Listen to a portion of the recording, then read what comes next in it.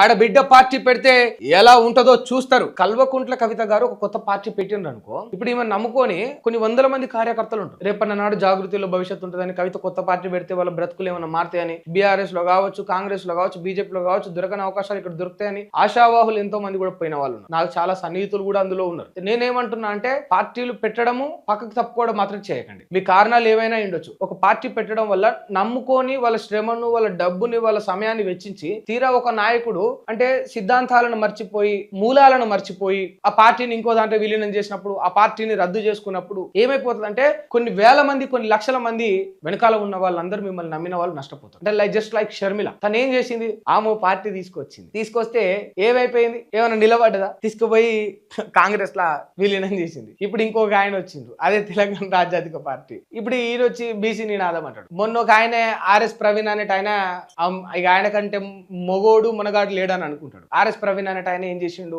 బహుజనులందరినీ ఏకం చేసిండు. మళ్ళీ ఎవ్వడు బిఎస్పీని నమ్మకుండా, బహుజనులకు విలువ లేకుండా బహుజనుల ఇజ్జతి తీసేసిండు. ఎవరు, ఆర్ఎస్ ప్రవీణ్ అనేట ఆయన. ఏమైపోతుంది అంటే సింపుల్ థింగ్, మీకు ఒక విషయం చెప్తాను నేను డీటెయిల్డ్ గా. ఇప్పుడు కల్వకుంట్ల కవిత గారు ఒక పార్టీ పెట్టిండ్రు అనుకోండి. ఇప్పుడు ఈమెది ఒక పార్టీ, సరే ఆ పార్టీ ఏదైనా ఉండని క్వశ్చన్ మార్క్ ఏదైనా పెట్టుకోండి. ఇప్పుడు సమస్య ఎక్కడొచ్చిందంటే షర్మిల అనే ఒక మహిళ వచ్చి పార్టీ పెట్టి ఆమె వెంట కొన్ని వందల మంది నడిచింది. ఉదాహరణకి బెస్ట్ ఎగ్జాంపుల్, కొంత ఫెమిలియర్ పర్సన్ ఏపూరు సోమన్న పోయింది. ఇప్పుడు ఆమె పార్టీని తీసుకుపోయి కాంగ్రెస్ లో ఇంకో దాంట్లో విలీనం చేయడం వల్ల ఏమైపోయింది, ఆమె నమ్ముకోని వాళ్ళందరూ నష్టపోయింది. సింపుల్ గా చెప్పాలంటే గుడిసిపోయింది, ఏం లేదు. దాని తర్వాత ఇప్పుడు ఇంకొకటి వచ్చి మళ్ళీ బీసీ నినాదం అంటారు. రేపు ఇది కూడా ఉంటుందా ఊసిపోతుందా తెలియదు, క్లారిటీ లేదు. తెలంగాణ రాజ్యాధిక పార్టీ అని పెట్టి నేను ఏమంటున్నా అంటే మీరు ఉంటే సంతోషం. ఇప్పుడు తెలంగాణ రాజ్యాధికార పార్టీ అనేది ఏదైతే పెట్టిరో ఉంటే సంతోషం. రేపన్ననాడు కవిత గారు మీరు ఏదైనా పార్టీ పెడితే అది ఉంటే సంతోషం, ఉండాలి, నిలబడాలి. ఎందుకంటే మిమ్మల్ని నమ్ముకొని మీ పార్టీ మీద ఆశపడి ఆశాభావులందరూ ఇక్కడ ఏదో బతుకుదేరు ఉంటుంది, ఇక్కడ ఏదో ఆధారం ఉంటుంది, ఇక్కడ ఏదో పదవి వస్తుంది, పోస్ట్ వస్తుంది,